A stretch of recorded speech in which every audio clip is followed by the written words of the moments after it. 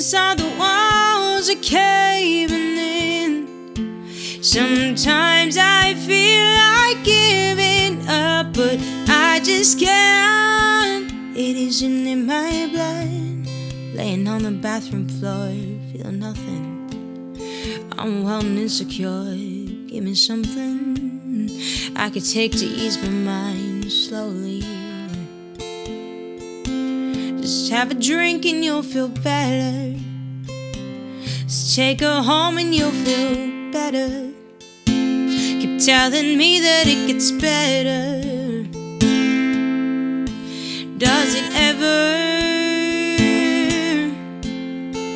help me? Inside the walls are caving in. Sometimes I feel like giving up. No medicine is strong enough. Someone help me. Crawling in my skin. Sometimes I feel like giving up, but I just can't. It isn't in my blood. Looking through my phone again, feeling anxious, afraid to be alone again. I hate this. Try to find a way to chill, can't breathe. Oh, is there somebody who can help me? Inside the walls are caving in. Sometimes I feel like giving up. No medicine is strong enough. Someone help me.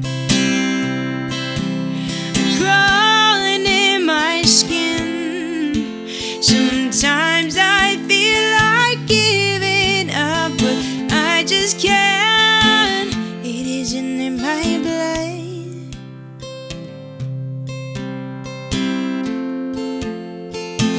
It isn't in my blood.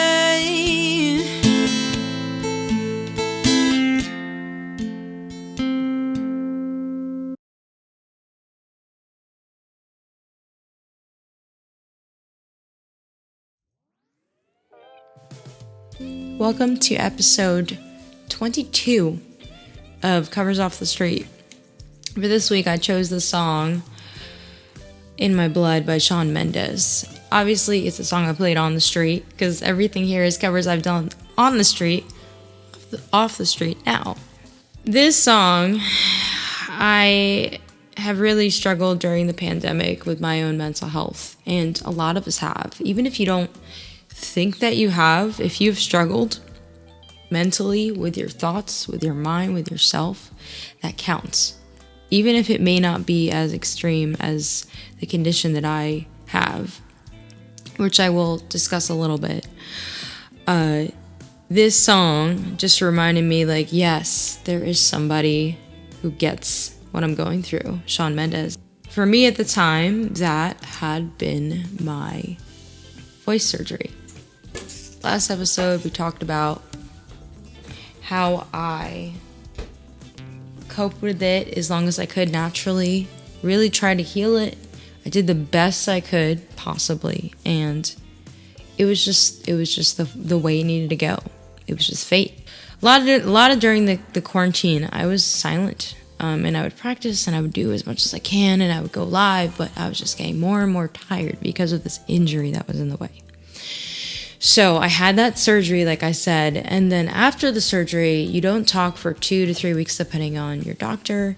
Mine said a week, and then my voice therapist said, let's do 2 weeks to do some extra time for healing. And when you don't talk for a couple weeks at all, and I don't just mean talking, you don't cough, you don't clear your throat, you don't make a sound. Laughing was a challenge for me, for sure. I had been silent so much that it was already really hard on my mental health, because needing to express myself and having to find other ways. And like, yes, I had an app to help do a voice for me called Text to Talk and or Voice to Talk. There's a couple different ones, but it just, it wasn't the same, and it took time, and like the feeling was gone, the emotion was gone behind what I was saying by the time I finished typing it out, unless it was yes or no. And so when you start talking again after therapy, it's hard. It's not like you just go back to talking. You're allowed to say a word here and there, but you don't really talk, other than maybe yes, no, and thank you, until you see the voice therapist. So my first session with Amy, and we're just, she's saying, okay, so like you can talk. And I'm like really? Okay. And I open up my mouth and my voice feels so small. I remember even that week when I had surgery, my boyfriend got a chest cold congestion from being on Joshua Tree. And so I was home alone and silent. And that was really hard because of COVID. I couldn't go anywhere. I mean, I had my cat and she's great. She wants to come up and say hello, but she really just wants dinner. But you know how cats are. I'm her slave, but she loves me, or at least she likes to make me think she might love me. But she owns me in her mind, really. You want to come up? Yeah. She wants to say hello. So she was with me, and when I got home from the surgery, I had the usual wooziness, and I felt a little sick here and there. I just remember driving home, and there was traffic, and my boyfriend was like, stop, start, stop, start. And I was like, can you stop a little more gently, like you're not stopping? And, you know, the nausea, all those things. And then in about an hour, it all started to go away, and suddenly I was like so hungry, and it was like 5:00 because I hadn't eaten all day long for the surgery. Like first couple days is like really soft foods and stuff, and eating. I had a lot of suggestions from my good friend who had the surgery as well, and she was saying like, you know, anything comforting, ice cream too, cold things. So I had that, mashed potatoes, soup. Like I prepared for it pretty well.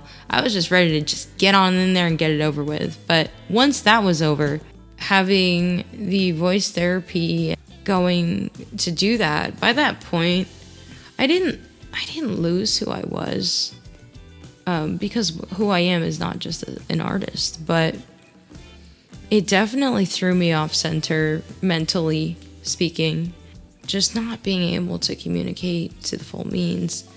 And then at the time of just like with COVID and stuff, if you live with somebody, that person's like really having a hard time too. So it's like I just felt like this aloneness because he didn't understand what I was going through because he's never been through it. And then he was struggling because of his own challenges with the pandemic. And so I had like 2 to 3 challenges going on at once, and from relationship stress to pandemic stress to just having had surgery, and I wasn't the best version of myself then.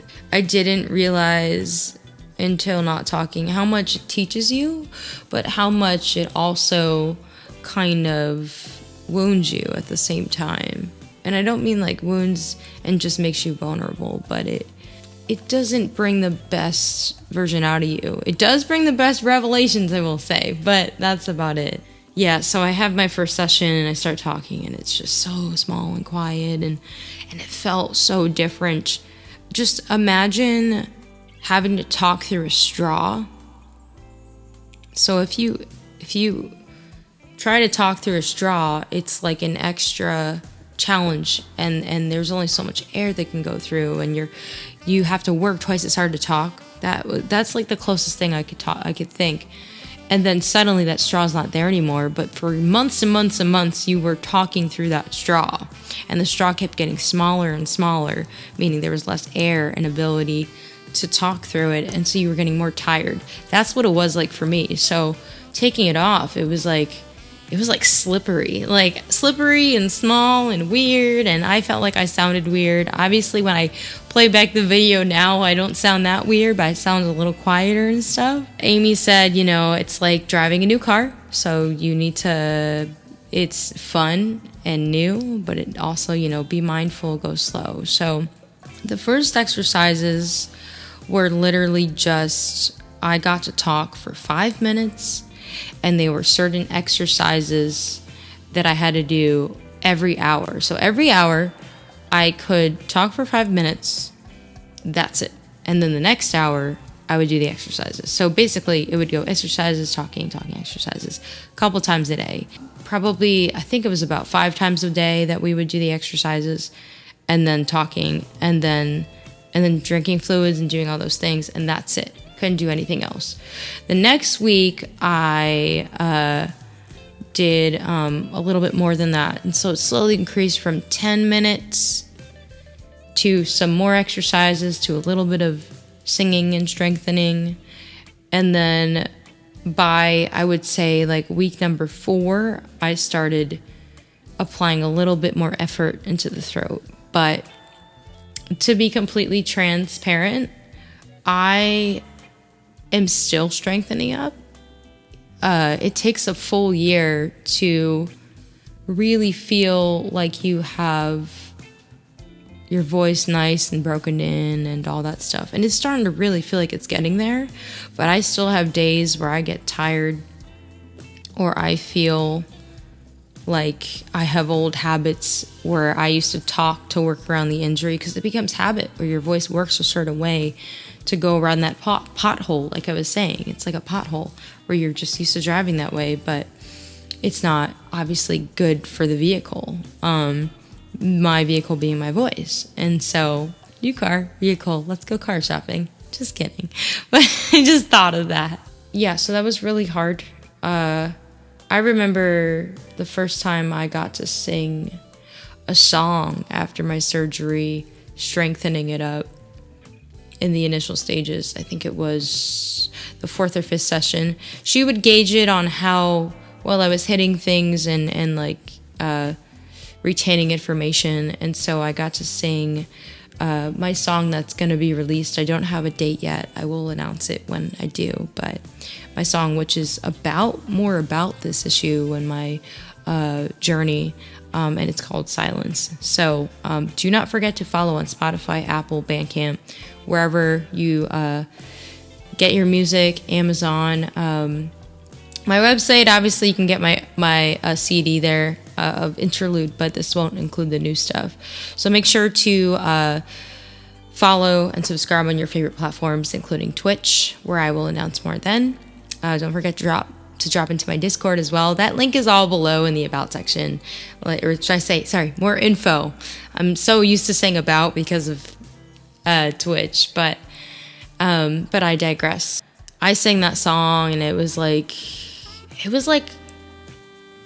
weird because I felt like, oh my God, am I finally going to get through this? Am I finally going to get through this injury? Is it going to be okay? Like, is my voice going to be better? Blah, blah, blah. Like, if I could be better than I even was before, just like having this new learning experience. All these questions went through my head.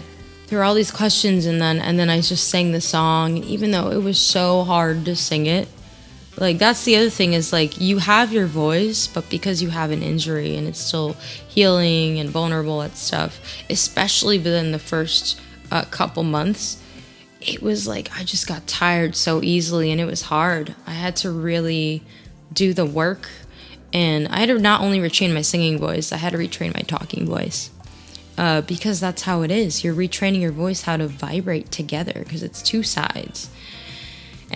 So it's 2 sides, and they come together, like I mentioned in the previous episode. Check it out if you haven't already. And that's kind of why I chose In My Blood, because there were so many things in my mind, and I still have those thoughts mentally about music, about my voice, about my existence, where like there's a part of me that's questioning, like, is this too much? Or like, I'm just so tired, and especially within the pandemic, making it an extra load than usual. And I remember at some points just wanting to, I still have some of those moments now, but wanting to go so quickly, doing it, and then suddenly just depression just smacks me across the face. And then I'm back to just, I need to lay down, I need to sleep. I really want to move forward, but there's a part of me that just can't right now, because of how sad it is. And because how sad it is that I can't see people while I'm healing from this injury, but also just how sad the world is right now. Thankfully, when I was starting to get my voice back, the vaccine started to become available and people started to have some hope and stuff. So, and this doesn't go into politics or anything like that at all, but it's just the principle of having a light at the end of the tunnel. And for me, I dealt with a couple lights, being the pandemic itself and my voice and getting that back.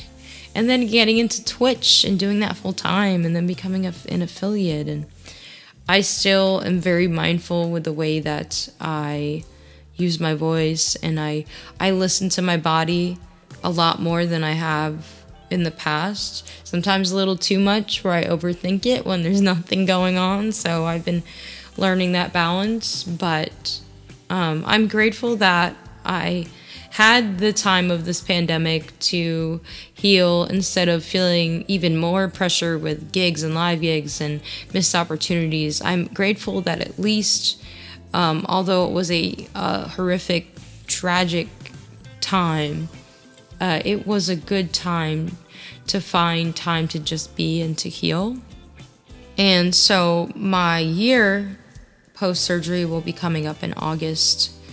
And so that is, let me count. So September, October, November, December, January, February, March, April, May, June.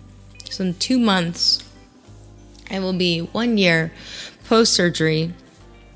And I have been to the ENT, of course, a couple times to make sure everything's healing correctly.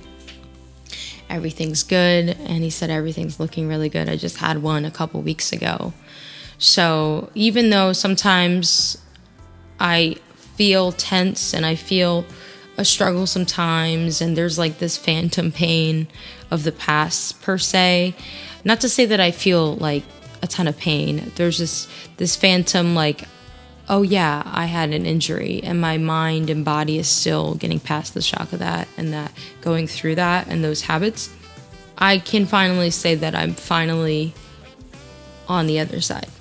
And so I hope this inspires you to know that you can get to the other side of what you're dealing with too. And even though sometimes we struggle with things multiple times, that doesn't mean that you're not through it. It's just all part of the journey. So I wanted to play the rest of the song for you because I think it's really relevant, at least for me.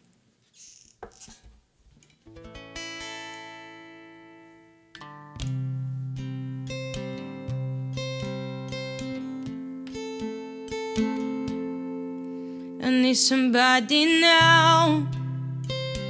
I need somebody now. Somebody help me out. I need somebody now. Help me.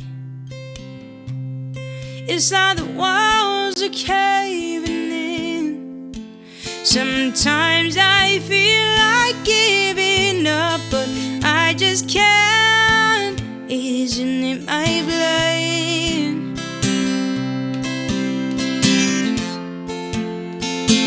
It isn't in my blood. It isn't in my blood. I need somebody now. It isn't in my blood. Yeah, it is somebody now. It isn't in my blood. Thank you guys. This concludes the saga of part 3, Covers Off the Street, episode 22 of my music vlog dealing with my vocal injury. I don't know where I want to take the story next, so please post in the comments what you would like to hear me talk about. If you have questions, what you want to know from me next. I'm, for the most part, an open book, so I'm happy to share. If you guys want me to go more into mental health, I can do that. And my struggles, more into music, I can do that. If you have something non-related, I can do that as well. So please don't forget to like, share, subscribe, share with your friends, and comment below. Thank you guys so much. You guys are amazing. Thank you so much for being such an amazing community. And I hope you guys have a wonderful rest of your day.